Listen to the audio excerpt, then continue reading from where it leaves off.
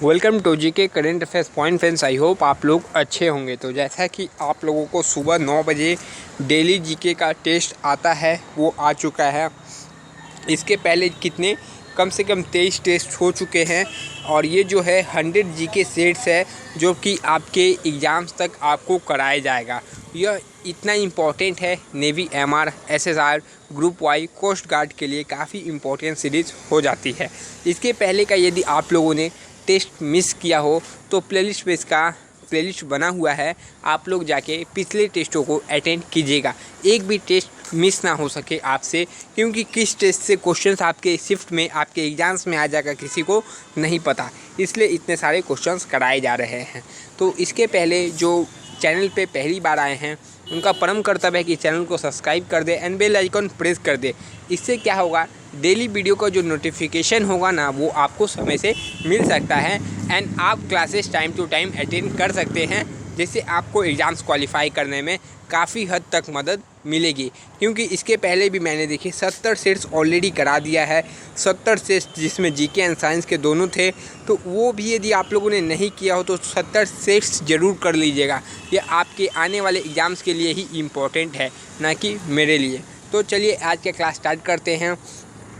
यदि आप हमारे व्हाट्सएप ग्रुप से नहीं जुड़े हैं तो जुड़ सकते हैं, जिसका नंबर है 8420867425।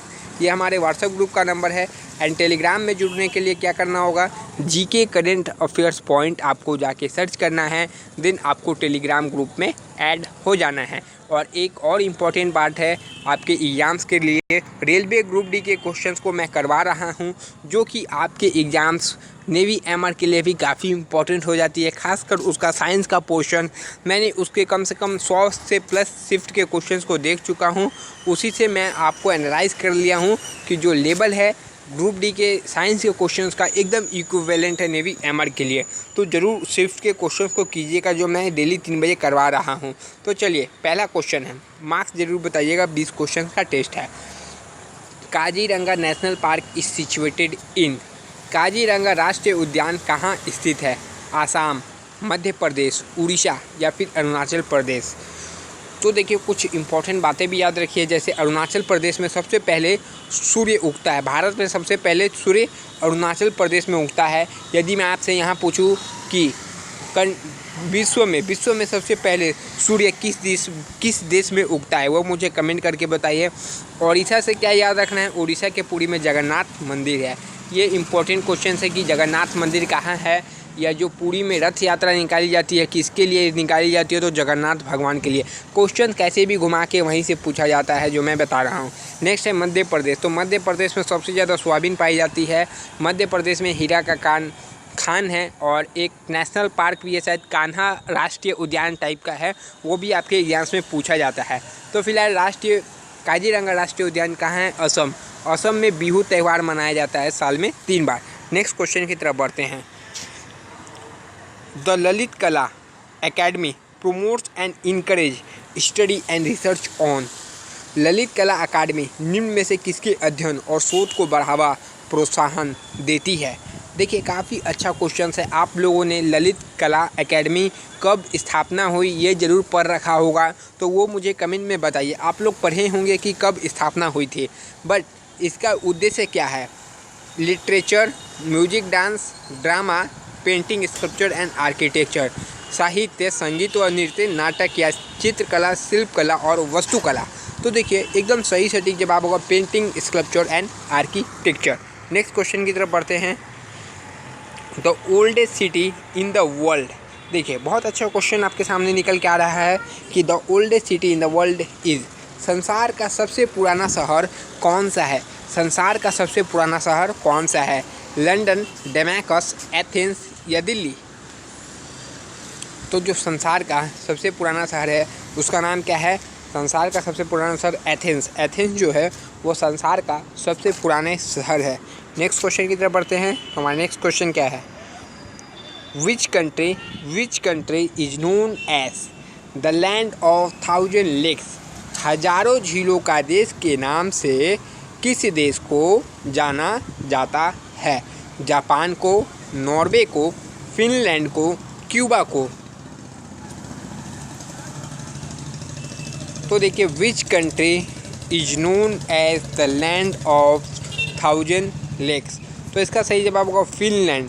फिनलैंड को जो है हजारों झीलों का देश के नाम से भी जाना जाता है। नेक्स्ट क्वेश्चन देखिए, who is known as Frontier Gandhi.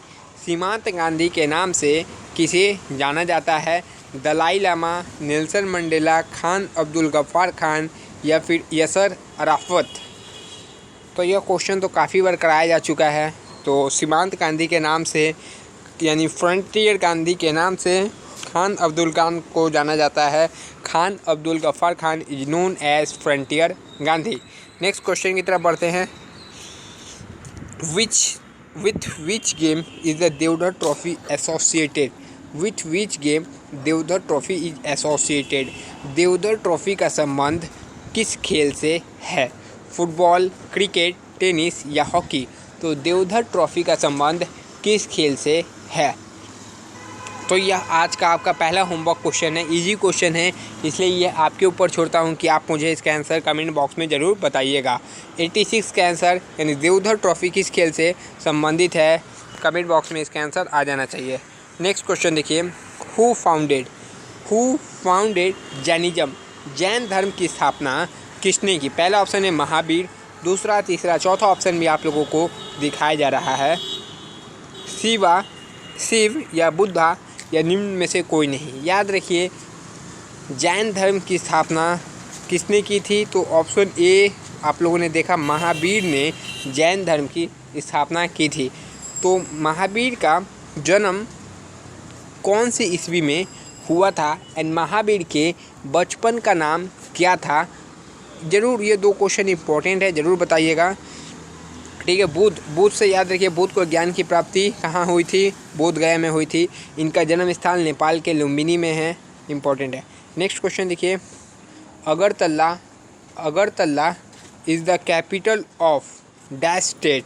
तो अगरतला किस राज्य की राजधानी है? तो यह भी इम्पोर्टेंट क्वेश्चन है। मणिपुर, आसाम, सिक्किम या त्रिपुरा? तो अगरतला किस राज्य की राजधानी है? तो यह भी आपका होमवर्क क्वेश्चन है। 88 नंबर दूसरा होमवर्क क्वेश्चन आपको दे दिया गया। अगरतला किस राज्य की राजधानी है? नेक्स्ट क्वेश्चन की तरफ बढ़ते हैं। तो नेक्स्ट क्वेश्चन है, with which game is Sania Nehwal associated. Saina Nehwal किस खेल से संबंधित है? पहला option badminton, hockey, tennis, cricket. याद रखिए साइना नेहवाल जो संबंधित है, साइना नेहवाल किस खेल से संबंधित है? तो साइना नेहवाल बैडमिंटन से संबंधित है। किससे? बैडमिंटन से संबंधित है साइना नेहवाल। और टेनिस का एक कप है जिसका नाम क्या है? डेविस कप जो है वह किससे संबंधित है? टेनिस से संबंधित कप है। नेक्स्ट क्वेश्चन की तरफ बढ़ते हैं। तो हमारा नेक्स्ट क्वेश्चन क्या है, चलिए देखते हैं। Which period is known as the golden age in Indian history? भारतीय इतिहास में किस युग को स्वर्ण युग के नाम से जाना जाता है? पहला ऑप्शन है आर्यन पीरियड यानी आर्य युग, गुप्त पीरियड गुप्त काल, मौर्यन पीरियड मौर्य युग। नेक्स्ट देखिए क्या है, स्लेव पीरियड। तो स्लेव पीरियड स्लेव काल। तो भारतीय इतिहास में किस युग को स्वर्ण युग के नाम से जाना जाता है? तो इसका सही जवाब होगा गुप्त काल, यानी गुप्त काल को स्वर्ण युग के नाम से जाना जाता है। नेक्स्ट क्वेश्चन की तरफ बढ़ते हैं। तो हमारा नेक्स्ट क्वेश्चन क्या है, चलिए देखते हैं। Where is the largest Indian railway platform located at? Bharat का सबसे लंबा रेलवे प्लेटफॉर्म कहाँ पर स्थित है? तो ये भी एक रिपीटेड क्वेश्चन है, बहुत बार ये भी क्वेश्चन कराया जा चुका है। तो देखिए पहला ऑप्शन है मुगल सराय, खड़गपुर, हावड़ा का स्पेलिंग गलत है, गोरखपुर। तो 11 नंबर क्वेश्चन का आंसर आपको कमेंट बॉक्स में बताना है। नेक्स्ट क्वेश्चन की तरफ बढ़ते हैं। तो हमारा नेक्स्ट क्वेश्चन क्या है, चलिए देखते हैं। For what Kanpur is famous? Kanpur किसके लिए प्रसिद्ध है? Leather industry, iron and steel industry, sugar industry, coal industry. Kanpur से भी कोई है क्या? ज़रूर मैसेज कीजिएगा। कानपुर से कोई है? यूपी के कानपुर से कौन कौन है? कोई मैसेज ज़रूर करके बताइए। तो उनको इसका आंसर ज़रूर पता होगा, बाकियों को भी पता होगा, ऐसा कुछ नहीं है। तो फिलहाल देखिए इसका सही जवाब क्या होगा। कानपुर जो फेमस है वो किसके लिए फेमस है? कानपुर आपका लेदर इंडस्ट्री यानी चमड़ा उद्योग के लिए कानपुर फेमस है। नेक्स्ट क्वेश्चन की तरफ बढ़ते हैं। तो हमारा नेक्स्ट क्वेश्चन क्या है, चलिए देखते हैं। On which river is multipurpose Hirakud project is situated? जो हीराकुंड बहुउद्देशीय परियोजना किस नदी पर स्थित है? किस नदी पर स्थित है? सतलज, गोदावरी, कृष्णा, महानदी। आप बताइए हीराकुंड परियोजना का लाभ किस शहर को मिलता है? किस स्टेट को हीराकुंड परियोजना का लाभ मिलता है, या किस शहर में हीराकुंड जो डैम है, हीराकुंड बांध है, किस नदी पर बना हुआ है? ये मत बताइए, बताइए कि किस शहर में है। यहाँ आप नदी बता दीजिए, इसका आंसर क्या होगा। तो हीराकुंड जो है महानदी पर है। किस नदी पे? महानदी पर। तो नेक्स्ट क्वेश्चन की तरफ बढ़ते हैं। तो हमारा नेक्स्ट क्वेश्चन क्या है, चलिए देखते हैं। What is the highest peak? Which is the highest peak of Himalayas in land of India?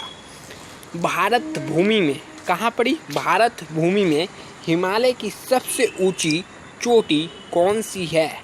Question अच्छे से पढ़िएगा।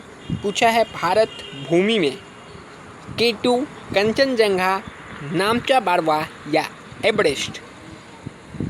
क्वेश्चन अच्छे से पढ़िएगा, फिर बोल रहा हूँ। यहाँ पूछा गया भारत भूमि में हिमालय की सबसे ऊंची चोटी कौन सी है?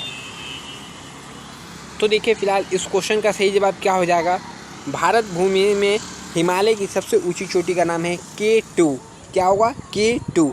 नेक्स्ट क्वेश्चन की तरफ बढ़ते हैं। तो हमारा नेक्स्ट क्वेश्चन क्या है, चलिए देखते हैं। When is the Constitution Day celebrated? संविधान दिवस से कब मनाया जाता है? 26 नवंबर, 26 दिसंबर, 21 जुलाई, 29 अप्रैल। तो संविधान दिवस कब मनाया जाता है? तो इस क्वेश्चन का सही जवाब क्या होगा? संविधान दिवस कब मनाया जाता है? 26 नवंबर को संविधान दिवस मनाया जाता है। नेक्स्ट क्वेश्चन की तरफ बढ़ते हैं।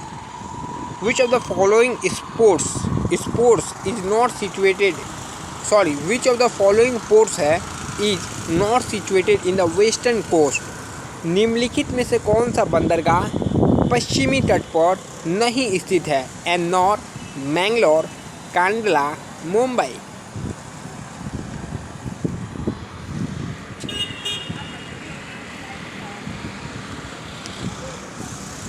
तो देखिए इस क्वेश्चन का सही जवाब क्या होगा।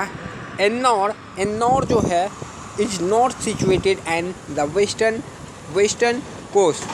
तो एन्नौर जो है पश्चिमी तट पर स्थित नहीं है। नेक्स्ट क्वेश्चन की तरफ बढ़ते हैं। When did French movement talk place? France की क्रांति कब घटित हुई थी? फ्रांस की क्रांति 1776 ईस्वी में, सन 1776 AD, 1786 AD, 1789 या 1917 ईस्वी में। तो फ्रेंच रेवोल्यूशन टुक प्लेस कब हुआ था? फ्रांस की क्रांति।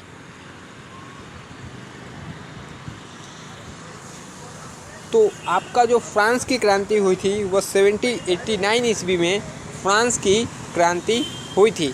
नेक्स्ट क्वेश्चन की तरफ बढ़ते हैं। तो हमारा नेक्स्ट क्वेश्चन क्या है, चलिए देखते हैं। What do you mean by closed economy? बंद अर्थव्यवस्था से आप क्या समझते हैं? क्लोज ऑफ इंपोर्ट एक्सपोर्ट, आयात निर्यात का बंद होना, कंट्रोल कैपिटल नियंत्रित पूंजी, क्लोज ऑफ एक्सपोर्ट यानी निर्यात बंद, क्लोज ऑफ इंपोर्ट यानी आयात बंद। देखिए काफ़ी अच्छा क्वेश्चन है आपके एग्ज़ाम की दृष्टि से। पहले भी शायद यह क्वेश्चन मैंने कराया है, जितना मुझे याद आ रहा है। मुझे भी याद नहीं रहता कौन से क्वेश्चंस आपको करा दिया है। तो देखिए, बंद अर्थव्यवस्था का मतलब है क्लोज ऑफ इंपोर्ट एक्सपोर्ट, यानी आयात निर्यात का बंद होना। नेक्स्ट क्वेश्चन की तरफ बढ़ते हैं। तो हमारा नेक्स्ट क्वेश्चन क्या है, चलिए देखते हैं। नेक्स्ट 2 क्वेश्चन बाकी है। Who is known as the founder of ghazal? गज़लों का जनक किसे कहा जाता है? मीर गालिब, उमर खयाम, बहादुर शाह जफ़र या अमीर खुसरो? तो गज़लों का जनक किसे कहा जाता है? तो इस क्वेश्चन का सही जवाब क्या हो जाएगा? गज़लों का जनक किसे कहा जाता है? तो बेसिकली इस क्वेश्चन का एकदम सही जवाब हो जाएगा। तो गज़लों का जनक है मिर्ज़ा गालिब। मिर्ज़ा गालिब को गज़लों का जनक कहते हैं। और आज का लास्ट क्वेश्चन है, चलिए देखते हैं क्या है। इसके बाद आप अपना मार्क्स बताइएगा एंड जो क्वेश्चन मैंने आपसे पूछा उसे कमेंट बॉक्स में बता दीजिएगा। नेक्स्ट क्वेश्चन देखिए, what the meaning of touching domestic animal? देखिए, बहुत अच्छा क्वेश्चन है ये, आप लोगों ने कोई नहीं किया होगा यह क्वेश्चन को। पालतू पशुओं को छूने का क्या अर्थ है? कैरेसिंग, सहलाना, पालना, पकड़ना, टॉर्चरिंग, सताना।